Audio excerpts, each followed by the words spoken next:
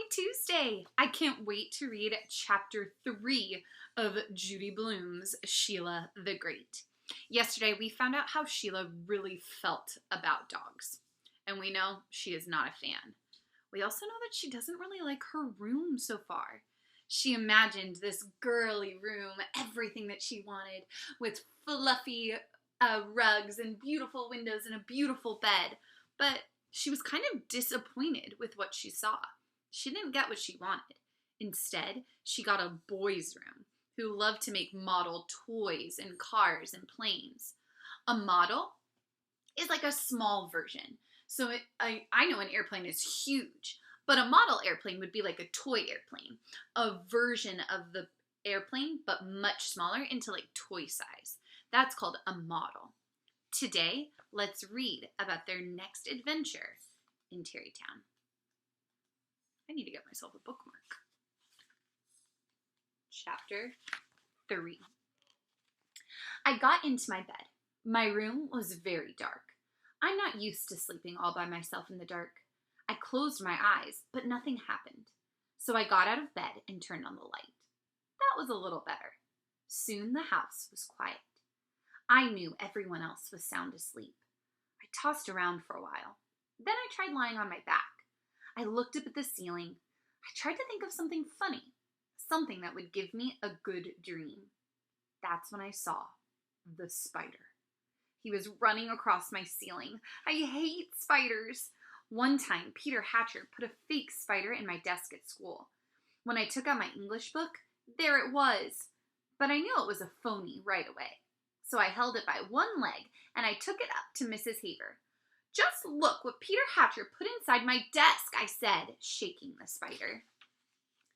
Mrs. Haver screamed so loud she scared the whole class, and Peter Hatcher had to stay after school for 3 days. I looked at my ceiling again. The spider was still there, and this one was no phony.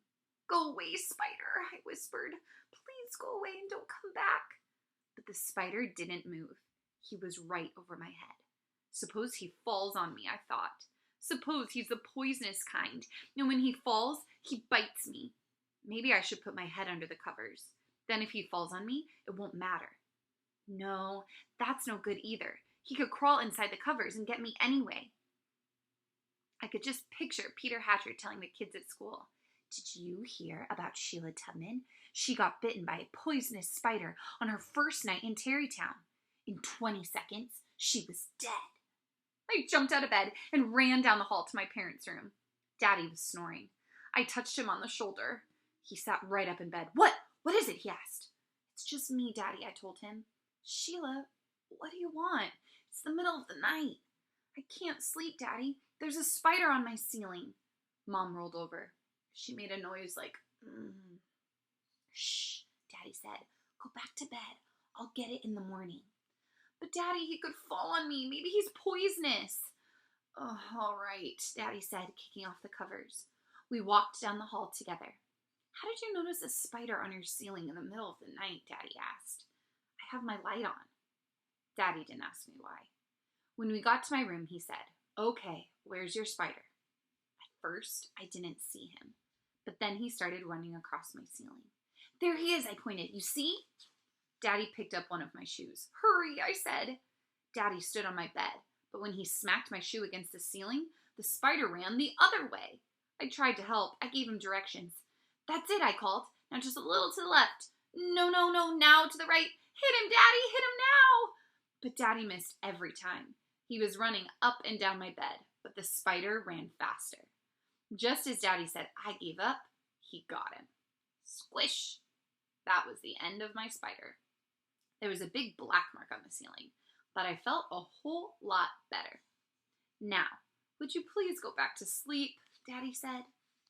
"I'll try.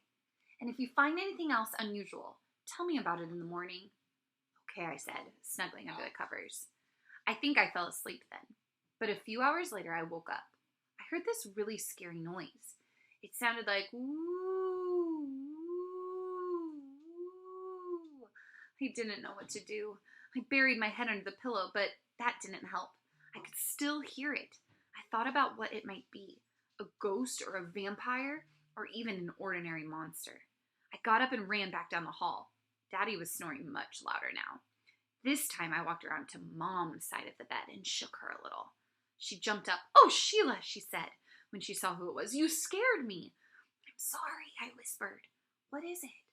"It's a noise in my room," I said. "Go back to sleep," Mom told me. "It's nothing." "How do you know?" I asked. "You haven't heard it. It sounds like a ghost." "There aren't any ghosts." "Please, Mom, please come and see." "Oh, all right." She put on her robe and we went down the hall to my room.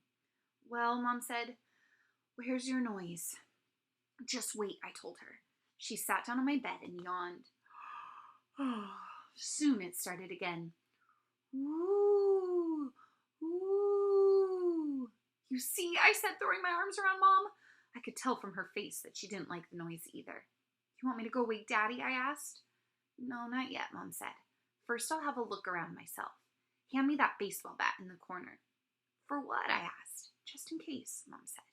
I gave Mom the bat. She held it like she was ready to use it. We waited until we heard the noise again. "Woo, woo, woo." "That's coming from outside," Mom said. "So it's an outside ghost," I told her. She went to the window. She stood there for a minute before she started to laugh. "What's funny?" I asked. "Oh, Sheila, just look." I hid behind her and peeked out the window. There was a beautiful silver moon, and there was also Jennifer with her head held high. She was making those noises. "What is she doing?" I asked. "Is she crazy?" "She's baying at the moon," Mom said. "What's baying?" "It's like singing." "You mean she is going to stand there and make that ghost noise all summer?" "I think so," Mom said. "I told you to get rid of her, didn't I?" I said. "Who needs her? Who needs her making scary noises at me?" "Come on, Sheila," Mom said, putting the baseball bat back in the corner. "Get into bed." She tucked me in. I felt very tired. "Now, go to sleep." "I'll try," I said. When Mom left, I heard the noise again. "Ooh, ooh, ooh." "Oh, shut up, you dumb old dog," I called. And she did. Chapter 4. In this chapter, I was forced to make a lot of connections between Sheila's scary night and times in my life. Good readers know that they can make connections from their own life with things that happen in a story. I wonder if you had any connections to this story as well. I'll tell you mine. I know that when I was little, I used to always fall asleep with music playing. I had a little tape player right here, and I would press play when I was ready for me to go to sleep. If it was quiet in my room, all I could think about was all the scary things that might come and get me at night. But if I had the music playing, my brain and my heart listened to the music, and it helped me feel better, and then I wasn't so scared. Just like Sheila went and got her mommy and daddy so that she wouldn't feel so scared.